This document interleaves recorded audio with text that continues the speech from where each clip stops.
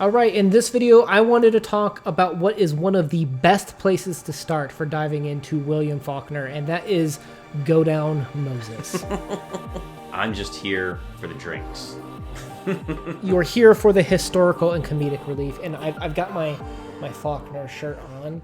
I'm so proud of the shirt, and I absolutely love it. I need my Faulkner certificate after this class. That's the only reason I'm here, Professor. All right, now in terms of structure, what we're going to do is going to heavy detail on Go Down Moses, what it is, its importance in literature, and also give you some background of the time, as well as some biographical information on Faulkner. So that way, when you jump into this, you hit the ground running and hopefully really understand what is happening in this text. In this video, we're not covering the story itself. We are just doing the background information and giving you some high-level themes. Consider this like my love letter to the novel. It is actually currently my favorite William Faulkner piece. I know that's a bold statement. There's something about this that resonates with me. A bit about us before we get started. I discovered Faulkner probably about 15 years ago. Didn't really love it at first and somehow ended up down the rabbit hole where I've read and reread a lot of his novels. I have not read them all, and I wouldn't say that I'm an expert, but I would say I'm very passionate and have read even probably about 7 to 8 critical analysis books that talk about historical, contextual, authorial information about William Faulkner. My goal is to bring out some of that information to enrich your reading of Go Down Moses, because I think once you have that, this book starts to open up to you as a reader, and you start to realize how personal this story was. It really belongs in a more notorious spot on the shelves for Faulkner, up there with, I feel like, The Sound and the Fury and Absalom.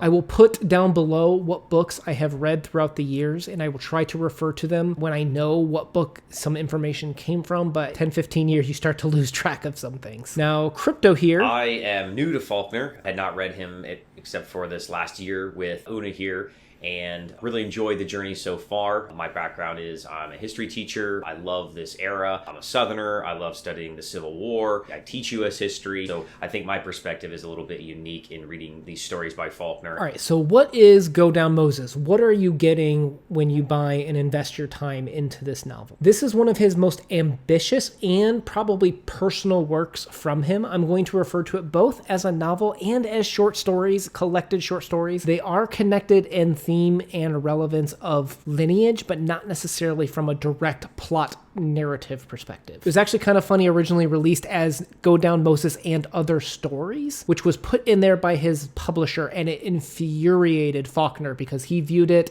and labored under the premise that this would be one connected novel. Now, what you're getting is kind of 7 stories that connect the lineage and thematic elements of the time through this piece of Southern life. Arguably, Southern life also impacts the lineage. It's kind of like that Ouroboros dragon where the two are interconnected and you can't really separate the two between Southern life and lineage. I think that's important. He's writing what he knows about, and that's probably how he was raised. Your heritage is very important. Your ancestry is very important. Hospitality and Southern culture of knowing one's heritage and how long and how far back you can trace your heritage, even to the old world. So what you're getting with this piece, and why I'd recommend this as a good starting point for dipping your feet into the waters of Faulkner, there's a lot of black humor here. It may or may not resonate with you, but there are some very humorous elements to this. The past. A very famous quote is, "The past is never dead, it's not even past." And we see that in here where the past is living, as what he does is he goes through generational stories and how they impact each other. Memories. In terms of memories, Faulkner plays with them. You can barely remember what you maybe did 5 minutes ago, let alone 20 years ago. You'll notice that the further back in time that you're going into a flashback, certain contextual information is omitted in the same way that you may be forgetting things. This is actually a literary aspect of things too, where I think this is kind of comparing that a lot of white Southerners will forget the atrocities that they have committed to the black community. You see a little bit of that commentary there with how he plays and omitting certain facts. You can't have Faulkner without uneven class division and racial discrimination. It's like having apple pie without apples, as a critic once said. And finally, you have confusion. He's going to leave out certain contexts and use a lot of modern techniques in terms of writing the bear being a very chaotic section at times, and that's having to deal with the chaos that Ike is going through as he's trying to process what's happening in his life. Would you also say that part of the confusion comes from the way that the story unfolds chronologically. That's part and parcel when it comes to Faulkner, is that this is not going to be a linear story. It is all over the place. I think that's standard, but if this is somebody's first dive into it, they need to understand that this is not going to unfold how you watch your traditional movie,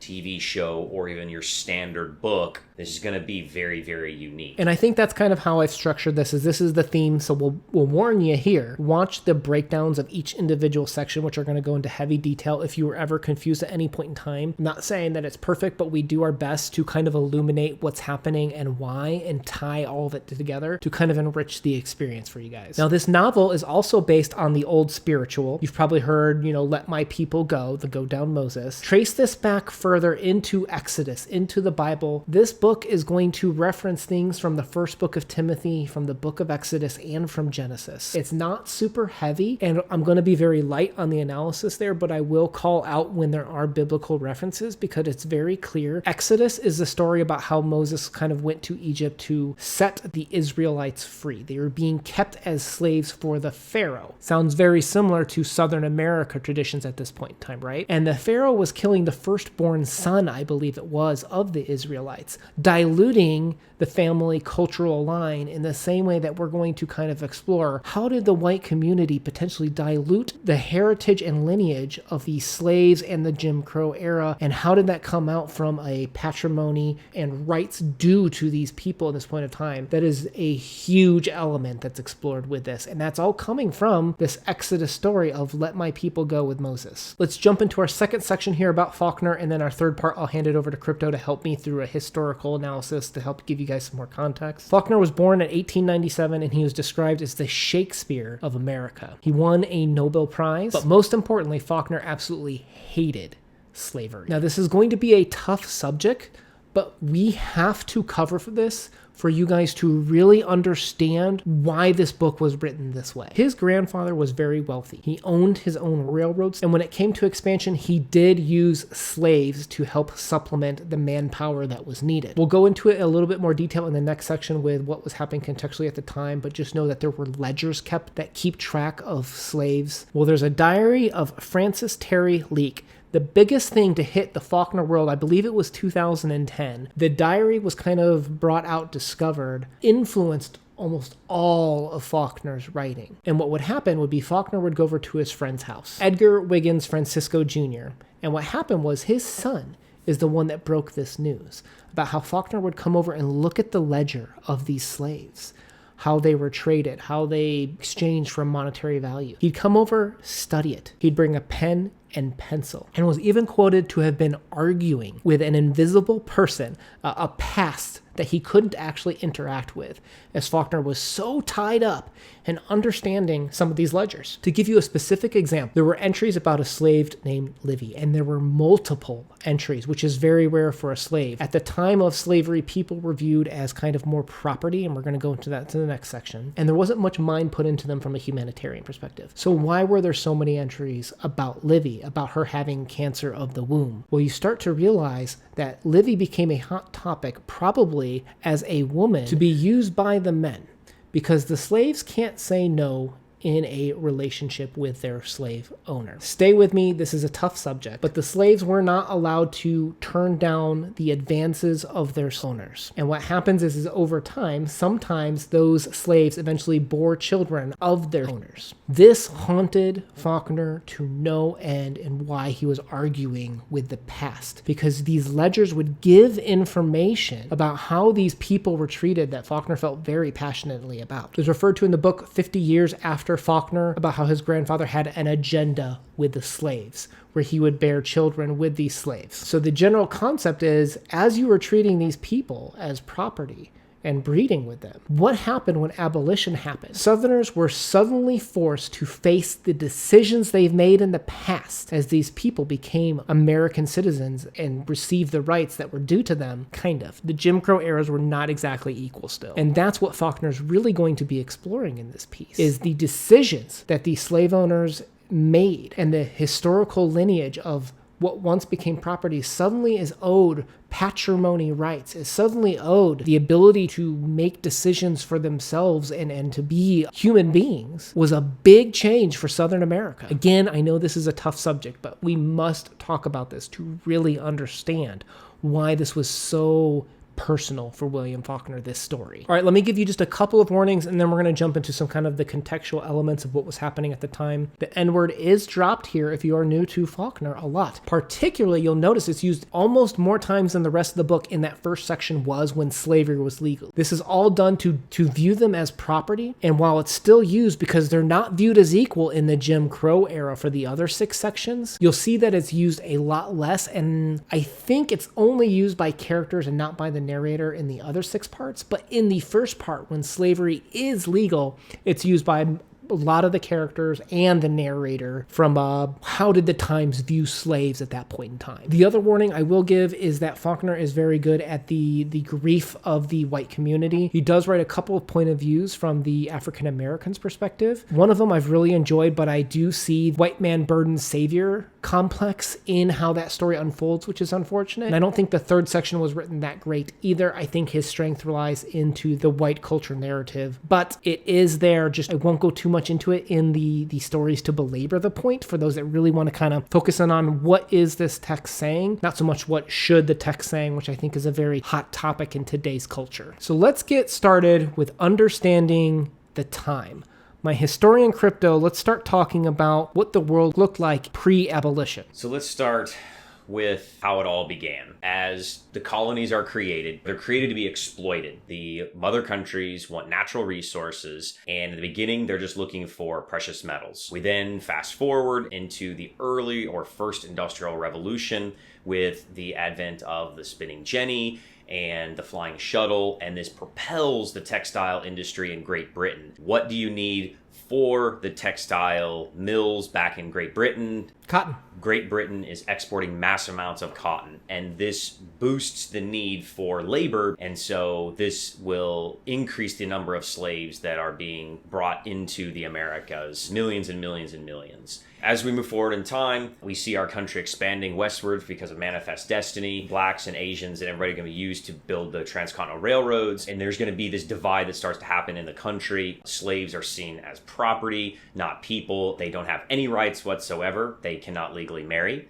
They cannot legally learn to read. They are not allowed to own anything themselves. They are kept track in these ledgers, as Una pointed out, as pieces of property to be traded, sold, bought, as pieces of commodity. This really becomes integrated into part of Southern culture. So one other thing that's kind of a misnomer that I usually teach is the way that slavery is broken up. Large plantations had a few hundred slaves. Your average good sized farm, maybe 30 or 40, 50 if they were able to breed the slaves and have more, because slaves are pretty expensive. So your average farmer in the South actually didn't own slaves. A lot of the very, very poor farms had maybe one, and that would be a household slave that worked in the home with the mom doing those type of duties and stuff. You're very, very super poor. They're working right alongside the slaves. They actually don't own slaves themselves. So that's something that is usually wrong about that. Everybody owns slaves in the South. Everybody may have been racist and treated black people terribly in the South at the time period,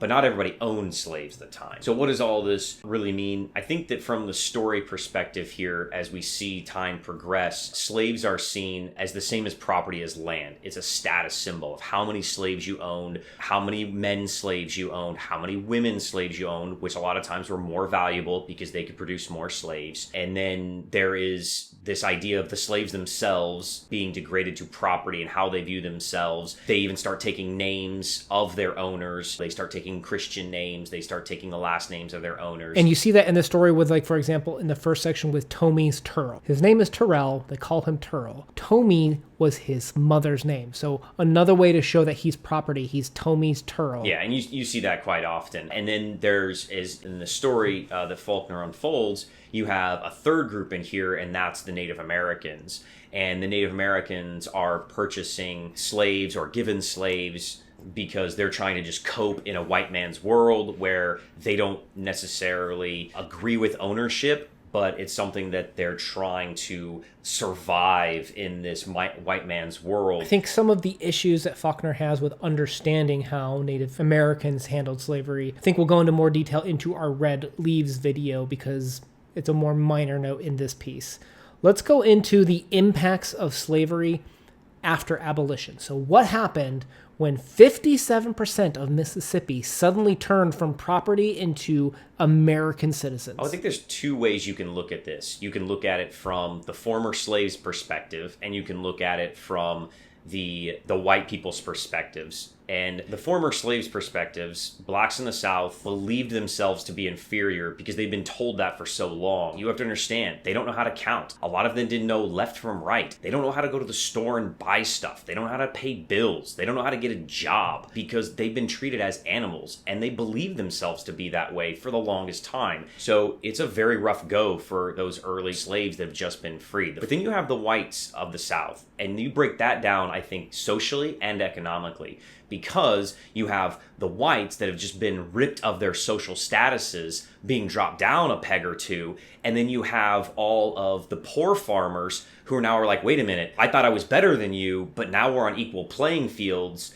because the poor black former slaves and the poor white farmers are now the exact same. And it's never been viewed that way in Southern culture before. And that's going to lead to massive amounts of violence. It's going to lead to massive amounts of economic problems. And it's going to lead to a lot of social issues that still plague the South in our country to this very day, 170 years later. Those plantations that used to have 50 to 100 slaves still had to get work done. Yeah. Talk to us about tenant farming and sharecropping. Yeah, so this is a time period that we enter into. This was a way to keep the status of slavery without the definition of slavery. So what they do is you give a piece of land to, or they sell a piece of land to the former slaves, and the former slaves have to in turn pay the owner of the land, usually in sharing a piece of the crop that they get. The problem is they would say, all right, you owe me 20 bushels. And so they would give them 20 bushels of cotton. I'm like, all right, you paid off your status for that year. The former slaves think they're doing good, right? The next year they say, you owe us another 20. And they're like, wait a minute, we owed 20 before. The number never goes down. So it's like if you paid off your credit card bill and then the next time the interest is the same amount again and again and again and again. So it's this perpetual loop that you're never able to pay off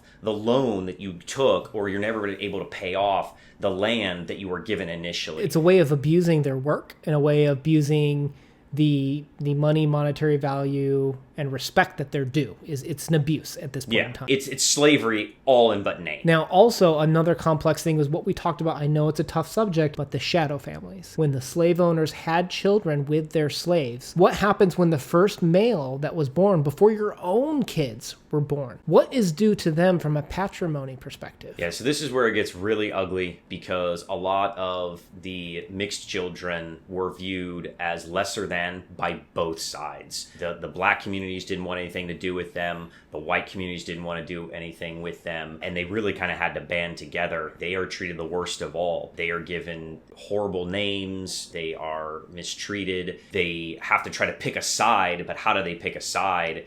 As they move forward with their own life, do they try to fit into the white culture? Do they try to fit into the black culture? And neither side wants to accept them. And those are the ones that usually have it the worst off. Yeah, there's an interesting novel that we're doing this month called Passing, which has to deal with racial passing, of pretending to pass as maybe fully 100% ethnically one group that maybe you have a mixed ethnicity. We'll watch our fireside chat on that. That is being turned into a movie, so I think that'll be interesting. But let's talk about The Bear now. As a small minor note, for those of you that are coming from The Bear and you read it, you might have read it with just 4 sections. You might have read it with 5 and skipped the 4th section. The 4th section is very important because this is where Ike is going over the ledgers of the past. This is him trying to understand in the same way that William Faulkner went over the Leak Diaries. Faulkner has a very modernistic approach that is difficult to get through, but is probably the emotional culmination of this novel. So in terms of how we're going to break this down, parts 1 and 2 will have their own videos in terms of breaking those down, discussing them. Those were the 2 parts that resonated with me the most, and I think are the strongest parts of this story, not without their issues like we talked about earlier with the white man burden. And then we're going to try and do videos 3 and 4 and 6 and 7 together to try to make sure that everybody's on the same page with what happened. We're going to do our best.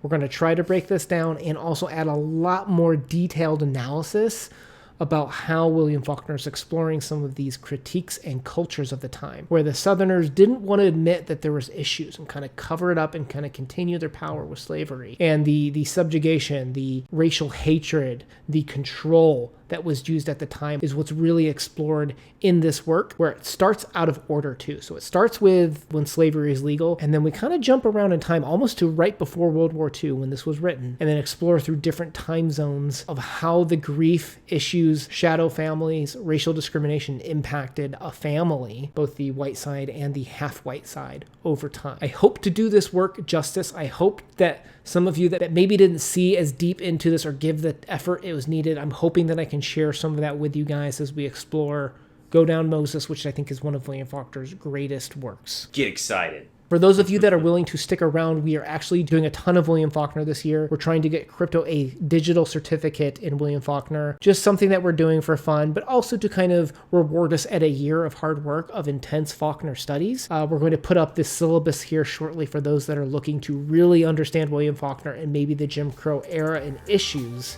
that Southern America faced at the time. Take notes, study. There'll be a test at the end. So guys, please subscribe. We are going to be pushing these videos out weekly from here on out as our goal. Hit the bell to make sure that you don't miss them and that we can continue this journey into William Faulkner's literary career. Una out. Peace.